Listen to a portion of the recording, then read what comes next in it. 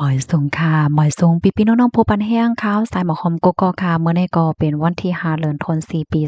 2025ในตอนรายการเฮาค่ะตอนในที่ว่าเนาะพี่ๆน้องๆเฮาค่ะมารับชมด้วยปักเปิงตาเด็กเข้าเมืองไทยว่าในค่ะแต่เอาวันที่1เดือนธันวาคมที่5ปี2025ในกว่าคันนะก้นอันอยู่ที่นอกวันนอกเมืองสีสันจึงว่าเด็กเข้าเมืองไทยอำว่าที่เป็นเข้าตั้งคือหมิ่นแลสังเข้าตั้งหลานแลนลิ้นป้าเจ็มตั้งเฮือจื้อไหนค่ะพี่น้องค่ะเตไล เทียมไว้เข้าเมืองติเลยเทียมฟอร์มในซ้ำติเลยเทียมดังออนไลน์เนี่ยค่ะเนาะชื่อมันเนี่ยเดี๋ยวก็ที่ฮ้องว่า Thailand Digital หรือการ์ดในนั้นค่ะชื่อปอดมันเดี๋ยวก็ TDAC เนี่ยค่ะติเลยเตรียมต่างอันในออนตั้งตีพี่น้องเฮาค่ะได้เข้าเมืองไทยในนั้นค่ะเพราะนั้นเนี่ยจึงเฮาค่ะมาด้วยคักตอนมันค่ะนะค่ะคักตอนมันเนี่ยก็ได้มีจึงหนังไหนเนี่ยค่ะเนาะเฮาค่ะได้เลยเฮ็ดจึงหือเนี่ยค่ะเด้ ลาดในปันพี่น้องเฮาคากว่ากำร้อยๆเนี่ยค่ะเนาะอันนี้เป็นปักเปิงค่ะนะเป็นปักเปิงเป็นตั้งการนะคะ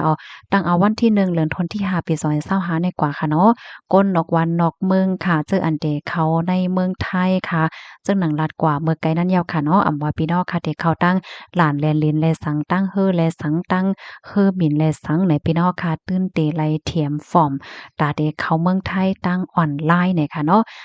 จื่อมันที่ก็ที่ฮ้องว่า Thailand Digital Arrival ในเนาะการ์ดในTDAC ค่ะพี่น้องค่ะเดี๋ยวเลยเตรียมอันนี้ก่อนที่เด้เข้าถึงเมืองไทยหน่อยค่ะ ปักเปิงต่างย้อนเข้าเมืองไทยตั้งออนไลน์ตั้งดิจิทัลในค่ะเปิดตาเตเฮ็ดให้มีเปิดตาเตให้เจ้าหน้าที่เขากดทัดว่าสังว่าจังได๋มันง่ายขึ้นค่ะเนาะปยก็มีรองรถเพเฮ็ดจังได๋ข่าวเสแลโหลไลใจอันเจค่ะต่างดังออนไลน์กุ้ยเฮ็ดจังได๋ค่ะพี่น้องค่ะได้แลเตรียมตังไว้ในข่าวตั้ง3วันออนตั้งตีเตเข้าเมืองไทยนั่นค่ะนะเนาะพี่น้องค่ะเข้าก็ที่เว็บไซต์ค่ะนะเว็บไซต์ที่เว็บไซต์ https ค่ะเนาะจังนั้นแค่พางที่เฮาค่ะหันมือเร็วแนวค่ะแล้วก็เตรียมว่า tdac.immigration.go.th นะคะเตรียมต่างกว่าซึ่งนั้นค่ะนะกำเดี๋ยวย้อนเดบันตัวใหญ่ๆอีกนึงนะคะพี่น้องค่ะก็เตรียมเข้ากว่าดีในเว็บไซต์ค่ะเนาะเพราะว่าพี่น้องเฮาค่ะเข้ากว่าดีในเว็บไซต์ยาวเนาะมันก็ดีออกมาค่ะ ได้ออกมาจั่งไหนคะนะล็อกอินค่ะเนาะล็อกอินเพราะว่าออกมาจั่งหนังในย่ำแจมันได้มี QR code ปันเฮ็ดแหน่ค่ะขั้นตอนที่1ค่ะให้พี่น้องค่ะสแกนเข้าที่ในเว็บไซต์เอาโฟนพี่น้องค่ะสแกนก็ไลเนาะเพราะว่าใครเตรียมบ่เตรียมเนี่ยก็อะโลยมันเลยเตรียมยาวน่ะโตชังชิงอะไรกว่าหัวเนี่ยพี่น้องเฮาค่ะเอาโฟนสแกนให้ก็มันก็ได้เข้ามาที่ในโฟนกำเหลียวตอนใดพี่น้องค่ะที่ใจโฟนนั่นค่ะน่ะเนาะใจเพราะว่าใจคอมเนี่ยก็เข้ากับที่ในเว็บไซต์อันนั้นเพราะว่าใจโฟนเนี่ยก็สแกนเอาง่ายหลีค่ะเนาะกับในขั้นตอนที่2ค่ะ ขั้นตอนที่2นั้นให้พี่น้องค่ะได้ไล่เทียมข้อมูลค่ะเนาะข้อมูลนั้นได้ก็ได้เป็นข้อมูลส่วนตัวเจ้าเก่าค่ะเหมือนดังว่าชื่อเจ้าเก่าชื่อวันเดือนปีเกิดว่าจังหวัดจังได๋ข้อมูลวัดไว้พาสปอร์ตค่ะข้อมูลการออกต่างเนาะหมายเฮอหมิ่นพี่น้องค่ะนั่นเป็นหมายอีสังยังอันเตเข้ากับเมืองไทยนั่นเตเข้ากับเฮ็ดสังเตกว่าอยู่ที่ไหลสังสิงจึงหือและจังไหนให้พี่น้องค่ะเตรียมปันค่ะเนาะเตกว่าอยู่ที่ไหลเตกว่าอยู่โรงแรมอันไหล จื้อโรงแรมโรงลือเศร้าว่าหือคำอยู่ไว้ที่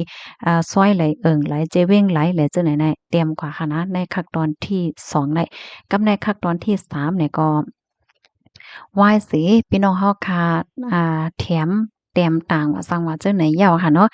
พี่น้องค่ะเนี่ยก็ได้เลยรับอีเมลยืนยันค่ะเขาได้ส่งอีเมลยืนยันมาจังไหนค่ะกับในขั้นตอนที่4ค่ะพี่น้องเฮาค่ะเนี่ยก็เอา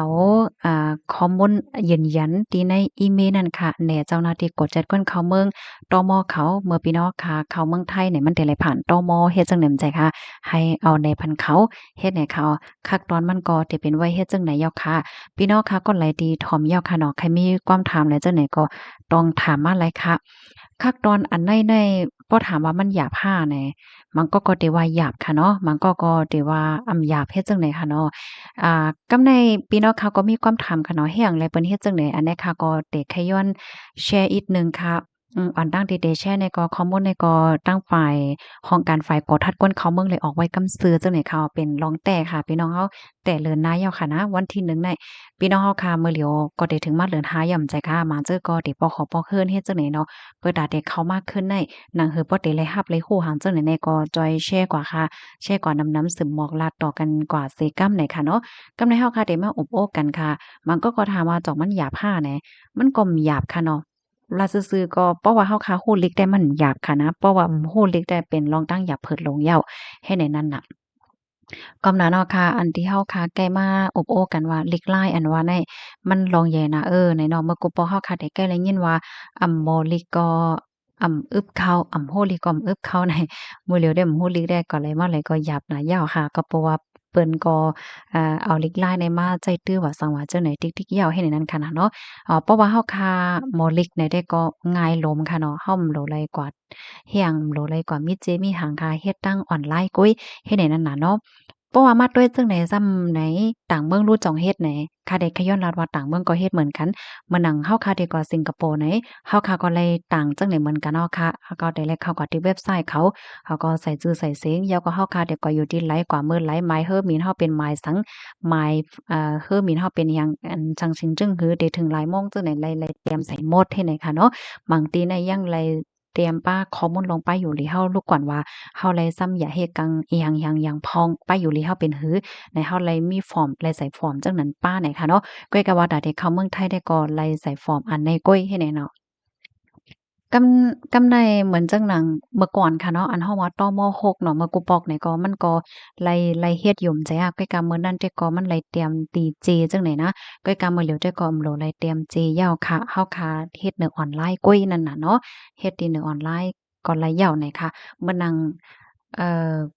อินโดเหมือนกันค่ะเนาะก็ไล่เตรียมเหมือนกันเลยมานั่งเมืองไทยในเมื่อกูปอกก็มีอยู่น่ะเนาะก็น่ะว่ากำเลินมาเนี่ยเปิ้นก็ว่าอำโหลเตรียมต่อม6ยาวจังแม่นค่ะ ก้อยก็ว่ามื้อเหลียวแต่วันที่1เดือนที่5กว่าได้ก็เปิ้นก็ให้เฮ็ดขึ้นยาวเนี่ยค่ะจึงหนังว่านั้นแนวค่ะเพราะว่าเฮาเฮ็ดจั่งไหนเนี่ยเพราะว่าเฮาค้าเข้าเมืองไทยเนี่ยก็เพราะว่ามีหังๆเนี่ยเปิ้นก็จ้อมหาง่ายนั่นกันน่ะข้อมูลมันก็เข้ากว่าออโตเมติกเฮ็ดจั่งใดค่ะมันเป็นไว้เฮ็ดแนวค่ะเมื่อหนังอินโดหางจั่งใดก็ไลเฮ็ดเหมือนกันค่ะหลายๆเมืองก็ไลเฮ็ดอยู่นั่นน่ะเนาะเฮาค่ะไลเตรียมว่าเฮาซื้อ information ข้อมูลเฮาก็อยู่ที่ไลจั่งซี้ซึ่งหือเนี่ยค่ะ อันพี่น้องเฮาคันลีโฮได้ก่อนโหลหลายหางเฮียนไว้ข้อมูลนั้นขนาดเนาะหรือสิว่าข้อมูลส่วนตัวตัวเจ้าเก่าเย้าเจ้าเก่าในดีกว่าเมืองไทยดีกว่าเฮ็ดซังดีกว่าอยู่ที่เฮิรนไหลดีกว่าเฮิรนที่อันพี่น้องค่ะก็อยู่นั่นซ้ำหมายเฮิรนว่าอีหังแล้วก็มีไว้อยู่ที่เอิงไหลซ้อยไหลๆจังไหนก็ลีโฮไว้ค่ะเนาะเพราะว่าเฮาเตรียมฟอร์มไหนมันก็ได้เลยง่ายเลยค่ะอ้อค่ะพี่น้องค่ะเนี่ยก็เป็นรองใหญ่ค่ะหน้าช่วยแชร์กันกว่านำๆค่ะกำมาเนี่ยมันมีอะนะ มันก็ในขี้เหือบินมาโรงเหย้าเนี่ยเปิ้นให้เตรียมฟอร์มค่ะเนาะหม้โฮได้เลยเตรียมจึงหือเนี่ยเฮแลค้ำไว้อยู่ที่ในกวางเฮอหมินซึ่งไหนก็มีเฮ็ดให้นั่นน่ะเนาะอันนี้ก็ให้เลยฮู้กันนี่แหละสืบเปิ้นแพ่แชร์กว่าค่ะสมมุติมีคำถามใดถามมาเลยค่ะเนาะเพราะว่าค่าฮู้เนี่ยค่ะเดี๋ยวจอยรัดปันพี่น้องเฮาเนี่ยค่ะเนาะยินชมค่ะหมายสงค่ะ